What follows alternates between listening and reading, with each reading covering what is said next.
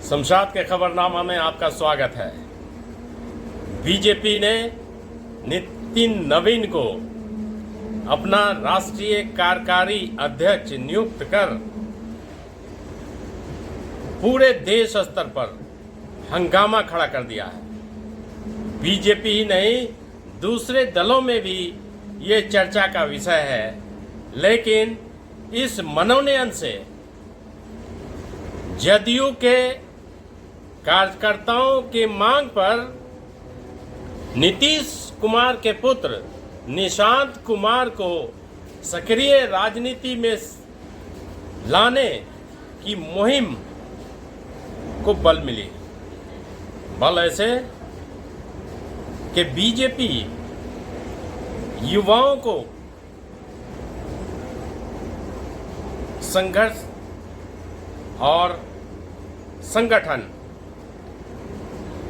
दोनों जगह सक्रिय कर रही है। पहले सम्राट चौधरी को सक्रिय किया गया और सम्राट चौधरी को पिछले 2020 के बाद ही न सिर्फ उप मुख्यमंत्री बनाया गया, बल्कि इस बार तो उन्हें गृह मंत्री बना दिया गया। इसी प्रकार नितिन नवीन की ये जो नियुक्ति है या इसका मनोनयन कहेंगे, इसी तरीके से जेपी नड्डा साहब का हुआ था। राष्ट्रीय अध्यक्ष बाद में बने, अभी संगठन का चुनाव होना है बीजेपी का, और कार्यकारी अध्यक्ष के रूप में मनोनयन होना इस बात का संकेत है कि नितिन नवीन आने वाले नए साल के मार्च अप्रैल तक बीजेपी जैसी बड़ी पार्टी के राष्ट्रीय अध्यक्ष हो जाएंगे, हो सकते हैं, क्योंकि यही ट्रेंड रहा। अब इसे कहते हैं जो फर्श से अर्श पर उठा लेना।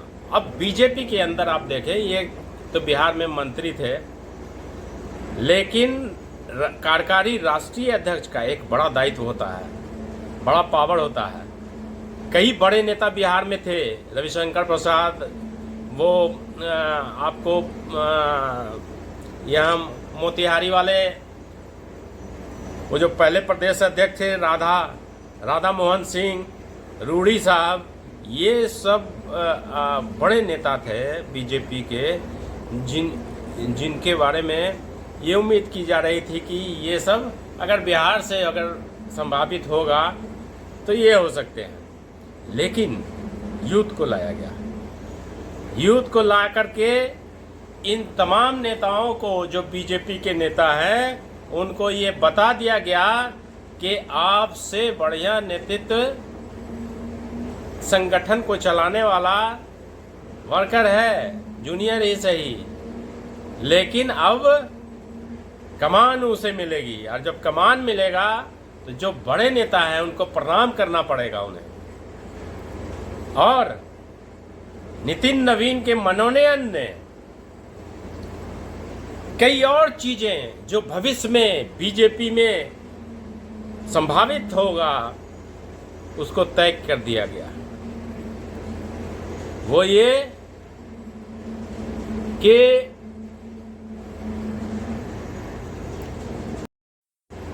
बिहार में जो राजनीति आगे चलेगी उसमें पटना सिटी का सीट, और इतना ही नहीं, यदि बिहार में बीजेपी की सरकार बनी तो उसके भी प्रबल दावेदार हो सकते हैं नितिन नवीन। और इसलिए बीजेपी ने यह संदेश दिया है उन नेताओं को यहाँ पे कि आप जो है कायदे में रहें, साइज में रहें।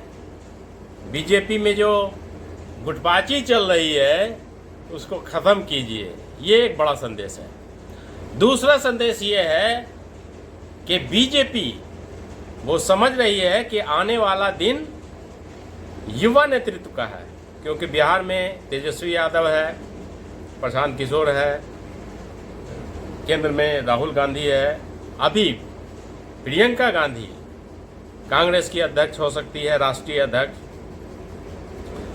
तो बिहार चुनाव में अभी तेजस्वी यादव और राहुल गांधी और प्रियंका गांधी की सक्रियता के कारण उन्हें बहुत परेशानी उठानी पड़ी, कितनी बदनामी हुई, क्या क्या देना पड़ा, 10,000 पेंशन देना पड़ा, फ्री बिजली करनी पड़ी, इतना काम हुआ उसके बावजूद।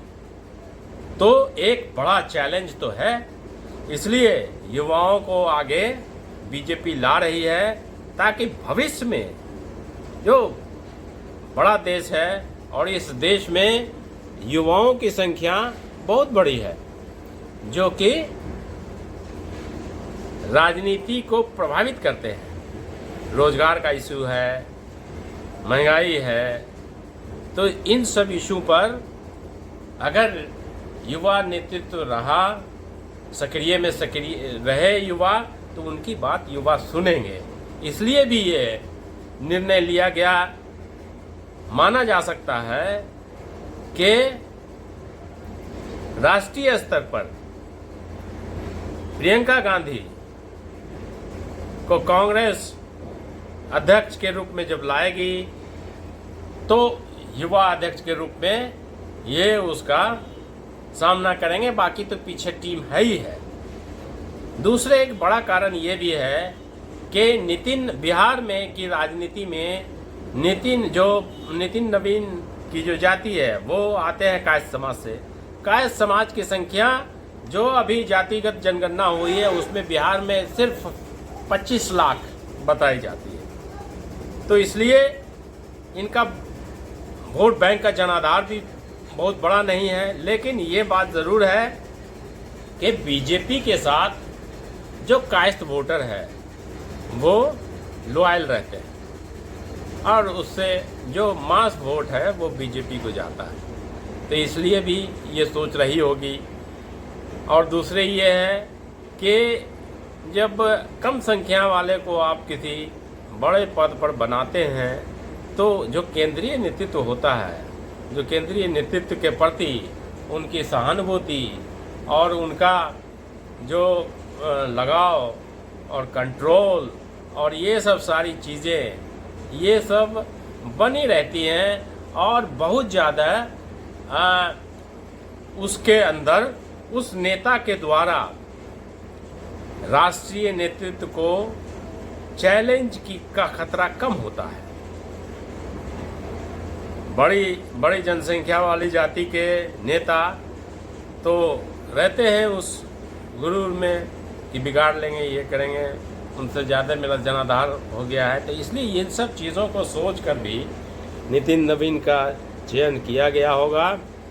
और चूँकि 5 बार के विधायक भी रहे, देखिए विधायक 5 बार के रहे, मंत्री रहे, तो ये जो सिस्टम है और प्रदेश अध्यक्ष भी रहे, वो युवा का जो संगठन है बीजेपी का वो वहाँ भी रहे, उस राष्ट्रीय स्तर पर भी रहे। तो इसलिए और उनका परिवार, उनके पिताजी नवीन कुमार सिन्हा जी कई बार के विधायक भी रहे। तो इसलिए एक परिवार जो कि बीजेपी से पुराना परिवार जुड़ा हुआ रहा है उसको यहाँ पर इस तरीके से लाया गया है। और लेकिन नितिन नवीन के कार्यकारी अध्यक्ष बनाए जाने और आने वाले दिन में राष्ट्रीय अध्यक्ष बनाए जाने की संभावना के साथ ही बिहार में एक नई राजनीति बीजेपी के अंदर में शुरू होने की संभावना है। और धीरे धीरे करके ये एक संकेत है कि जो बड़े नेता हैं, पुराने नेता हैं, उनको साइड ट्रैक लगाया जाएगा। वो इसलिए भी किया गया है ऐसा ताकि कम उम्र के नेता को बड़े पद पर बैठा देने के बाद जो पुराने लीडर हैं वो धीरे धीरे खुद ही किनारे हो जाएंगे, क्योंकि उन्हें लगेगा कि मैं उनके पास अब कैसे जाऊं, क्या कहूं, उनको प्रणाम करना पड़ेगा। उनकी जी हुजूरी में लगना पड़ेगा, जो कल तक हमारे जी हुजूरी में रहा करते थे।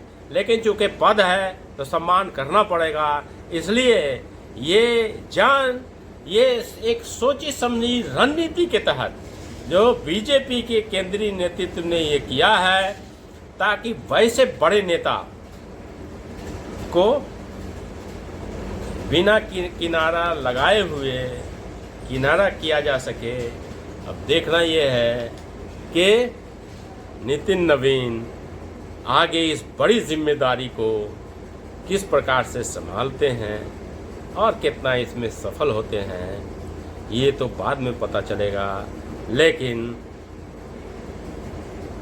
नितिन नवीन के लिए एक बड़ा दिन है और ये बड़ा अवसर उन्हें मिला है, जिसमें उन्हें अवसर को ये चुनौती के रूप में स्वीकार करना चाहिए और उसे अपने अनुरूप ढालने की कोशिश करनी चाहिए। ये उन्हें मौका मिला है शिखर पर पहुंचने का और अपनी क्षमता को साबित करने का। इन्हीं चंद विश्लेषण के साथ आपसे विदा लेते हैं। फिर आपसे किसी विषय पर बात होगी, तब तक के लिए नमस्कार।